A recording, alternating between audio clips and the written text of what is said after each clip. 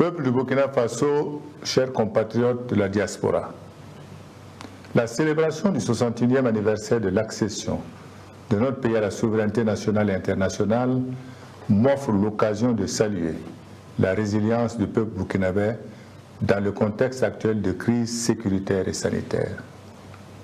Elle se tient à un moment où nous portons encore le deuil de nos valeureux fils et filles, forces de défense et de sécurité, paramilitaires, volontaires pour la défense de la patrie et civils tombés sur le champ d'honneur de la lutte contre le terrorisme.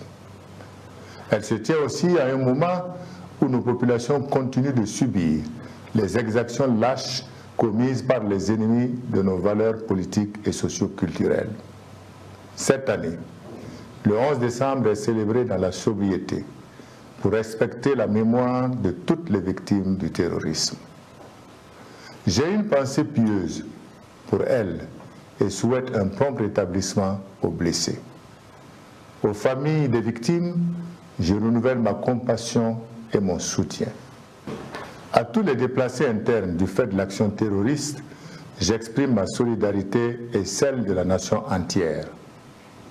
Peuple du Burkina Faso, compatriotes de la diaspora, les moments difficiles que nous traversons et qu'endure avec honneur notre vaillant peuple ne sont pas insurmontables.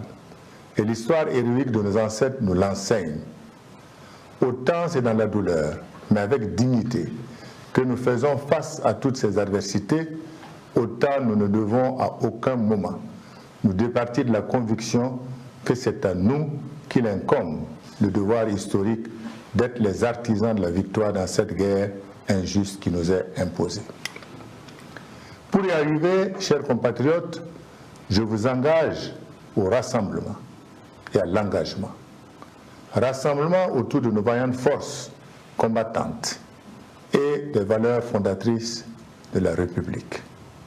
Engagement ensuite de la nation dans un élan patriotique pour faire face à ce péril terroriste en nous appuyant sur une gouvernance vertueuse marquée du sceau de l'intérêt général et du bien commun.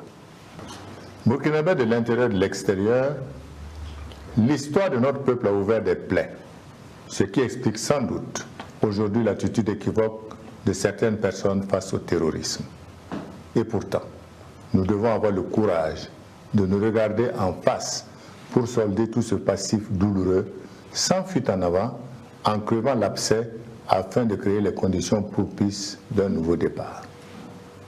C'est pour cela que j'ai fait de la réconciliation nationale une priorité majeure de mon second et dernier quinquennat, convaincu que le terrorisme au Burkina Faso est alimenté et entretenu par la haine née de notre histoire politique récente. Cette réconciliation, nous la réaliserons tous ensemble pour en finir une fois pour toutes avec les rancœurs. Cependant, nous n'y arriverons pas en occultant les crimes sans la vérité, sans la justice et sans le pardon des victimes.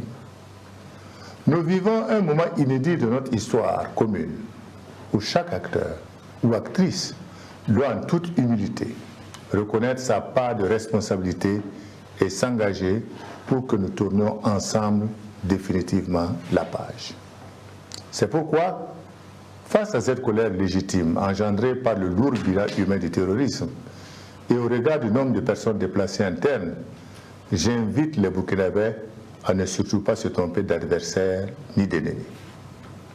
À ma qualité de chef suprême des armées, je ne serai jamais pris à défaut dans notre commune volonté de vaincre les forces du mal qui utilisent notre territoire pour y commettre les trafics et crimes les plus abominables. Aussi, devons-nous prendre garde à ne pas tomber dans le piège sournois de l'ennemi qui use de tous les stratagèmes pour amener certains d'entre nous, consciemment ou inconsciemment, à faire leur jeu pour s'aimer le chaos au Burkina Faso. Peuple du Burkina Faso, je réaffirme mon engagement aux côtés de nos forces de défense et de sécurité, de nos volontaires pour la défense de la patrie, de nos populations résilientes et de nos différents partenaires dans cette lutte contre le terrorisme. Tous les Burkinabés doivent être de ce combat. C'est le seul qui vaille la peine aujourd'hui d'être mené. Je vous invite aussi à un sursaut national, à une véritable prise de conscience sur les priorités qui doivent être les nôtres.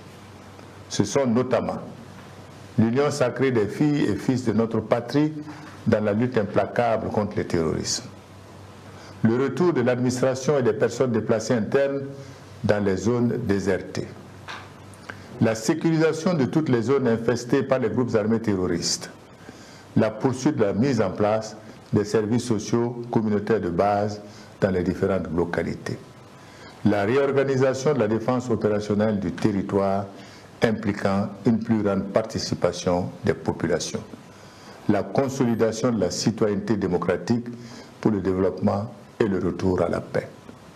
Toutes les réformes engagées au sein des forces de défense et de sécurité et dans l'administration s'inscrivent dans cette optique. Peuple du Burkina Faso, chers compatriotes de la diaspora, les festivités tournantes du 11 décembre devaient normalement prendre fin à Zingaré cette année. Pour les raisons que vous connaissez, le gouvernement a décidé de ne pas célébrer la fête de l'indépendance comme à l'accoutumée. Ce n'est que partie remise. Je tiens à féliciter les forces vives de la région du Plateau central pour leur engagement à réussir cet événement. Digne héritier de nos devanciers, le 61e anniversaire de notre accession à la souveraineté nationale nous interpelle. Mettons-nous à la hauteur des responsabilités historiques qui sont les nôtres.